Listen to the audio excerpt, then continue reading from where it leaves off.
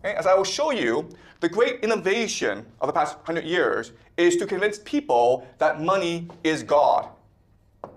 Money is both nothing and everything, and so you can spend your entire life dedicated to achieving money. Okay? So that's the second great innovation.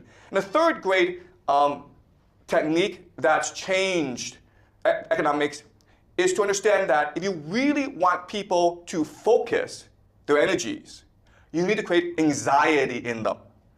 Okay? Anxiety. And how do you create anxiety? Well, the best way is to create the idea of debt, right? So I'll lend you $1 million today, and you enjoy it, but then you have to spend the rest of the time paying it back. The problem with this, of course, is that there's interest, and so you can never really pay it back, which is just anxiety. And so the idea of debt, I can extract much more value from you than if you were not in debt. Okay? That's the first tool. Second is the idea of inequality and poverty, where a certain class of people are poor, and they'll always be poor. And that incentivizes, encourages the middle class to work even harder. All right? The third mechanism of anxiety is wealth destruction. What is wealth destruction? Simple. War or depression, right? When the economy collapses, when all your wealth vanishes. The idea here is, listen, if the peasants work really hard and they store up a lot of grain, they have a huge granary, they really don't have to work anymore, right? So as a landlord, what do? We go burn down the granary. All right? So war is not just a mechanism to expand capitalism, but it's also a way to make people more anxious because you destroy their wealth and therefore they have to work a lot harder.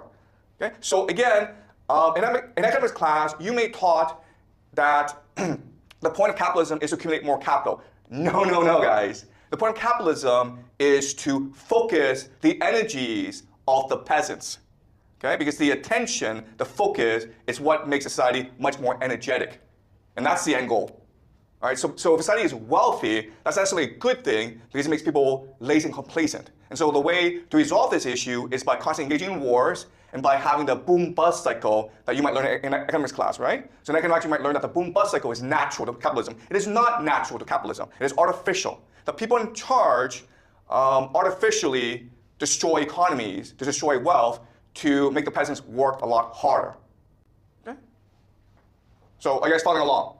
Okay? So that's the strategy that we've learned these past few centuries. And that's why in today's society, we are the wealthiest society ever in human history, and yet at the same time, we are the most miserable